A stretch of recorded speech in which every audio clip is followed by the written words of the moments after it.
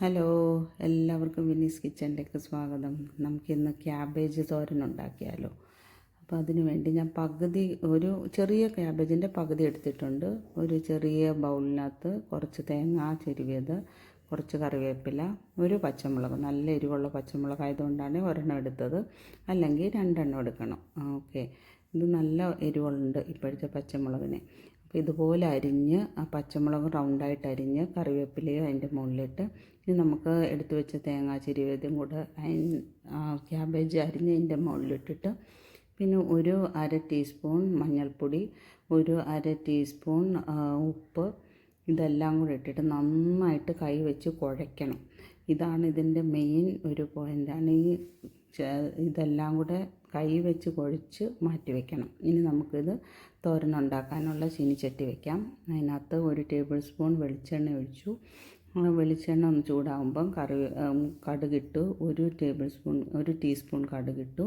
കടുക് പൊട്ടി തുടങ്ങുമ്പോഴത്തേക്കും നമുക്ക് ഉലുവയാണ് മസ്റ്റായിട്ടിട്ട് നല്ല ടേസ്റ്റാണ്.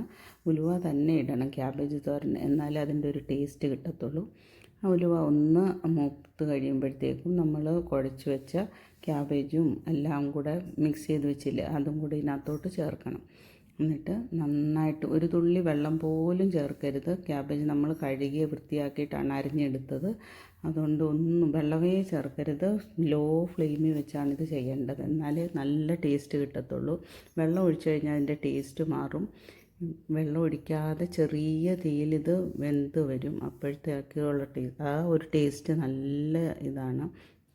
അപ്പോൾ ഇനിയിപ്പോൾ അടച്ച് വയ്ക്കാം. നമുക്ക് അടച്ച് വെച്ചിട്ട് ഒരു 10 മിനിറ്റ് കഴിയുമ്പോൾ ഇടയ്ക്കിടയ്ക്ക് ഒന്ന് സ്പൂൺ ഇതുപോലെ ഒന്ന് തുറന്ന് നോക്കി അടിക്ക് പിടിക്കാതെ ഒന്ന് ഇളക്കി കൊടുക്കണം.